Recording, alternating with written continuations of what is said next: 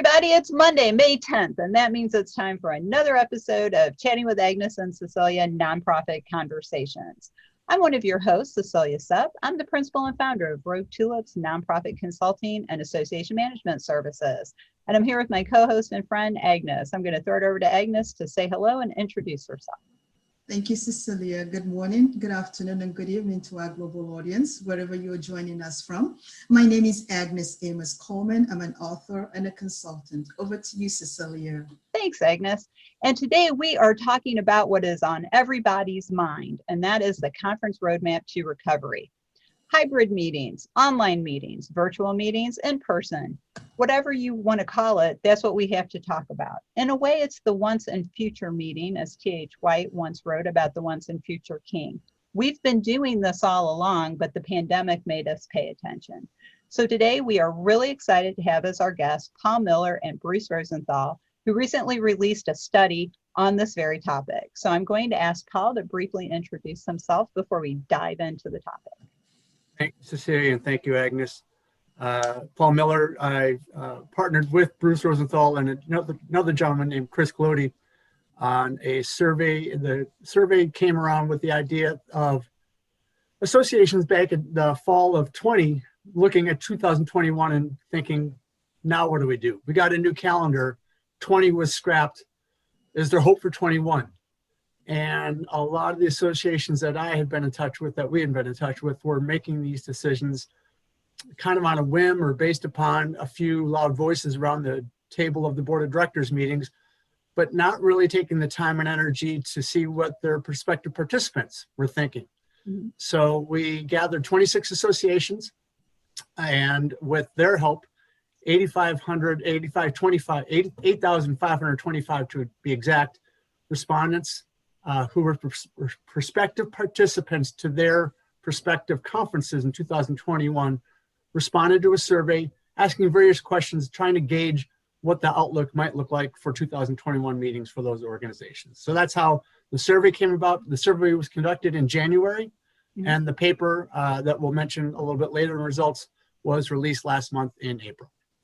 Well, that's great. Thank you for that overview, Paul. And I want to ask Bruce, who's a regular guest on our show. So if you're a regular watcher, you've heard Bruce talk before on this topic, and we all know he's an expert. I'd like Bruce to introduce himself and then share some of the findings from the report. Thanks, Cecilia. I am Bruce Rosenthal. I had worked for associations and nonprofit organizations for many years, including running a large sponsorship program for a national association. And in the last 5 years, I've been a consultant and advisor to associations on how to leverage corporate sponsorships to increase revenue and member value, including during the pandemic. So there are some success stories there of sponsorship programs during the pandemic. What we found in our research, we started by asking folks what types of conferences they attended in 2019 and 2020. And no big surprise, there was a complete flip in the types of conferences people attended. In 2019, it was mostly in-person conferences. In 2020, it was mostly virtual, some hybrid, probably would have been even more virtual and hybrid. Other than the very early part of 2020, people were still attending in-person conferences. But what I think a lot of associations found, that it was resulting in an increased number of attendees at their virtual conferences, and often different types of attendees, younger attendees who might not have had the budget to come to an in-person conference, international attendees, disabled attendees, associations that had speakers virtually who they never would have been able to afford to have in person, but the speaker said, sure, if it's a commitment of a few hours to prepare the speech and deliver the speech, be glad to do it at a reasonable fee virtually. And it also created, in some cases, some additional opportunities for sponsors. And some of those sponsors who, especially at large national conferences, in-person conferences, never really felt they were able to engage with attendees, felt more engagement at virtual and being able to track members, attendees in the chat, or connect with members, attendees on LinkedIn. So, and provide additional content and links to content. So additional sponsor value too, with the virtual and hybrid conferences that people were attending last year. Well, and did you find in your report, did you test what platforms people were using? Not specifically which virtual platforms, no. We didn't dive into that.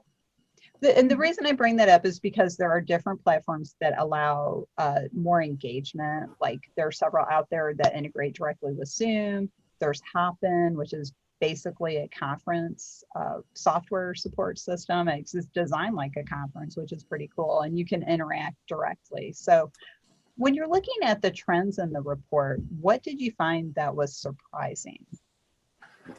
Well, I think kind of as Bruce alluded to, that there were some people who were very willing, ready, and able to adapt and jump into this, probably for a lot of people out of necessity.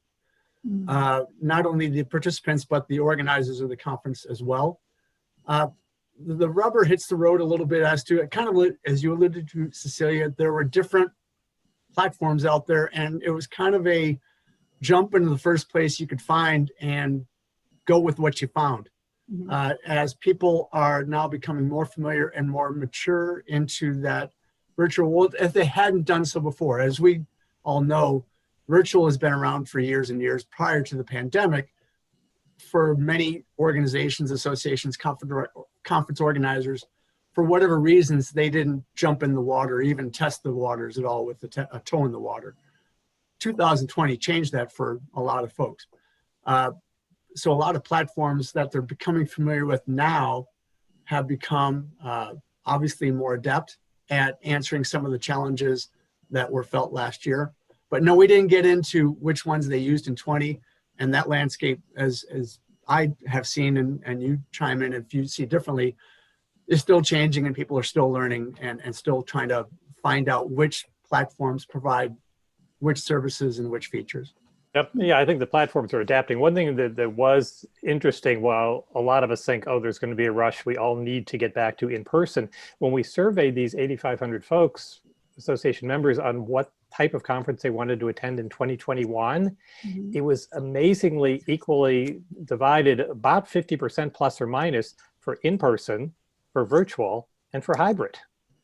So people are comfortable with all three formats. So, so our guidance, whether it's talking about members or speakers or prospective members or sponsors, to really find out what people want to do and what they want to attend, because it was not 100% or even 80% that said we primarily want in person. They want all three types. I will say, and Bruce and I agree on many things, and the data drives conclusions, right? There are different ways to sometimes perceive even data. And Bruce and I agree most of the time and have a slight disagreement some of the time. The data was collected in January. And in my opinion, I think it's important to take a look at the world we were all living in January and compare that to the world we're living in April or May or whenever the case may be. New administration coming in, old administration going out. I won't make any comments about that. But there was a tough rollout of the vaccines. Those weren't as accessible as they are obviously now. So there might not be the level of concern about gathering with people if surveyed today as there might have been when the survey was conducted in January. So those results may be the same in May or may not be the same in May. Well, and that's the importance of putting data in context. And I really want to draw Agnes into the conversation at this point, because event management and conference management are her areas of expertise. So I'm going to throw it over to Agnes. Thanks, Cecilia. I think one of the things that caught my attention, and I'm curious to find out whether the data that you collected actually showcased this, is that what are some of the business drivers that's causing attendees to attend these events? Were they shared regardless of whether they're hybrid or whether they're in person or virtual? I'm just interested in what those business drivers are, whether it was shared or whether it was something that your survey your data can shed light on. Our survey did focus, Agnes, on not necessarily if I, person X, want to attend a conference for this reason, I will attend via this format. We did ask what's going to be important to you when deciding whether or not to attend an in-person conference, regardless of your decision to what you were trying to get out of the conference. But how much did vaccinations matter? how much did safety protocols that the conference organizer and the venue were putting in place. Our survey didn't dive into if someone is trying to achieve X out of a conference, they'd be more willing to attend via this road or this pathway. Right, but those 10 indicators that we did look at for in-person, there was definitely very high interest, 80% interest in sanitation and safety protocols in the meeting location, wearing masks, social distancing, less interest in things that were a little less controllable, like what is the infection rate of COVID in the city. So knowing what members are interested in for in-person with things like social distancing and mask wearing and those sorts of things, it gives clear indications to meeting planners on what sort of things they need to have set up with the hotel. Some of those will result in inconveniences. Some will result in fewer people who can sit in a meeting room or a banquet room. And some of them will increase the cost. And somebody's got to bear that cost, whether it's the hotel or convention center or the association or the attendees. But knowing what those drivers are, and from the exhibitor and sponsor standpoint also. I was on a call last week with an association and one of their corporate sponsors, and the association was all excited about going hybrid and can't wait for the company to come back. And the company said, we have a travel ban that's in effect probably through the end of the year. We probably won't be at your in-person conference. Tell us about the virtual component. So, so we're talking about how January matters maybe for the vaccine and the variant conversation versus May. To Bruce's point, the financial die probably was cut in stone back in January for a lot of organizations, saying, okay, here's our 21 budget for depending on your type of organization and where your funding's coming from. There may be some flexibility in that as the economy, quote unquote, improves for some. But I think a lot of decisions were already set in stone at that time. And to Bruce's point, some people already had turned that table to going away from in-person for 21 for whatever reasons and into virtual mentality for 21. And now saying to the conference organizer, you got to give me some value in 21 because there was kind of hit and miss in 20. Well, see, and another thing, we were talking a little bit about putting data in context. We also have to put in context, I think, the decision to go back to in-person, because as Agnes and I have been talking about, just because we say we want to go back to in-person conferences doesn't mean that hotels will be available and affordable, that airlines will have enough flights that are available and affordable, because a lot of the airline fleets have been mothballed for almost a year, and pilots have not kept their certification hours up. So there's fewer flights, there's fewer locations. And something Bruce had mentioned that I'd like him to expand on a little bit is must versus want when it comes to going to in-person meetings. So Bruce, what are some of your thoughts on that? Well, I think the other driver, in addition to the points that you made, Cecilia, and this was a big surprise to me in the findings, we asked about reimbursement from employers for association members to attend conferences. And I was shocked that there is a 28% decrease in employers planning to reimburse for full fare, including travel, for conferences in 2021 compared to previous years. And there've already been a group of about 20% of employers who never did reimburse. So now we're talking about 50% of employers who may not be reimbursing. Now, I think this is where there's an opportunity for associations. So if it was an association member company that had budgeted $10,000 for the annual conference and used to send 3 people to the in-person at about $3,000 each for reg fees and travel and all that, now they can say, well, what if we send one person to the in-person and send 10 people to the virtual without the travel expenses? So it can actually increase the opportunities.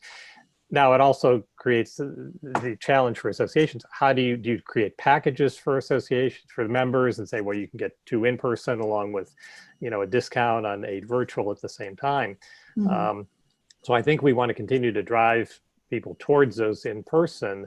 But I think there are also some new opportunities in spreading that revenue or that expenditure for conferences to include more staff attending the virtual. So that's a great point, because that's an opportunity to provide better service to people. So Agnes, what are your thoughts at this point?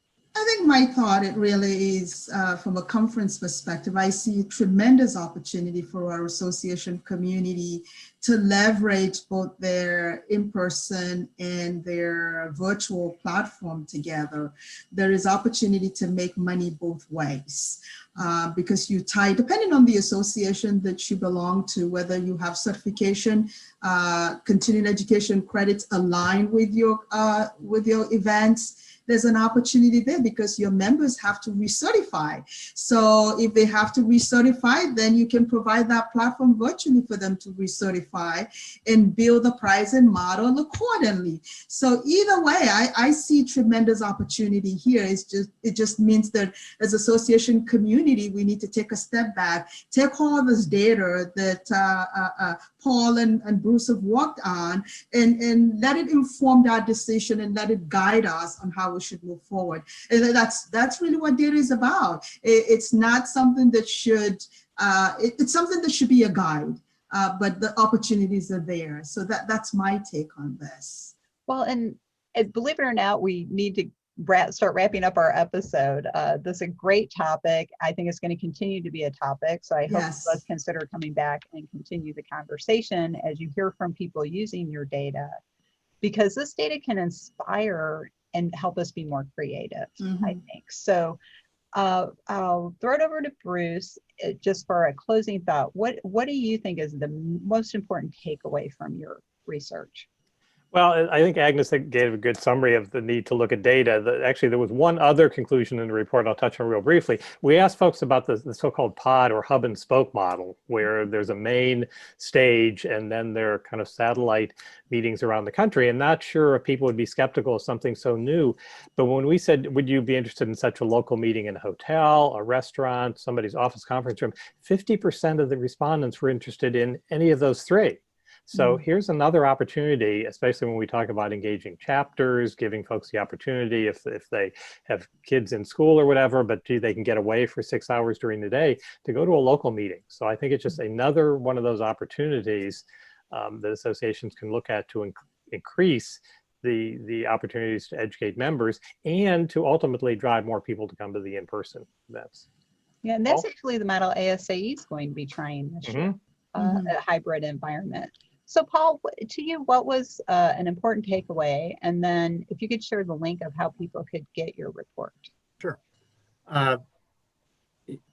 Associations, as we all know and as our video audience knows, have not been as quick to adapt to new opportunities, new challenges, new struggles as other corporate entities might be in similar situations.